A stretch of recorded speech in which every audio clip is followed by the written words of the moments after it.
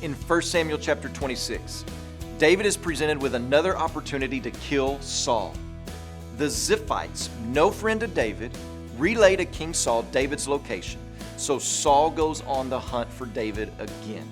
But this time, instead of King Saul sending out spies to pinpoint David's location, David is the one sending out spies to find Saul. And when David sees where Saul is, David hatches a plan.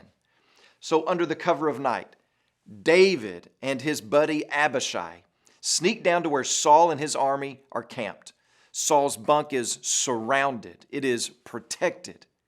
But once David and Abishai sneak past the slumbering army and Abner and approach Saul, Abishai repeats the same words in David's ears that were said to him back in chapter 24. God has given your enemy into your hand. But there's one big difference. In chapter 24, the guys with David encouraged David to kill Saul. But here in chapter 26, Abishai says that he would love the opportunity to do the deed for David. And this is where we see the growth in David's life. Previously, David started down the path himself of murdering Saul, and then he fell under conviction. But right here, we see in his heart from the get-go.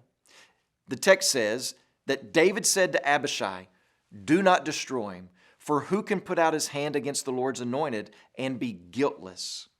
Not only that, we see David has learned to trust that God absolutely can carry out justice, because in verse 10, David says, "As the Lord lives, the Lord will strike him, or his day will come to die, or he will go down into battle and perish."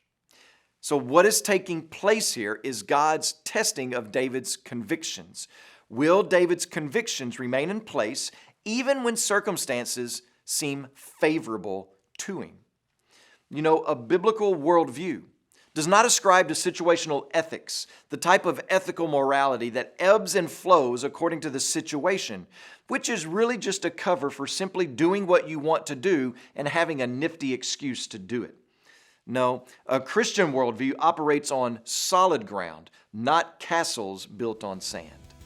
As you pray today, please remember AJ, part of our Creative Access family.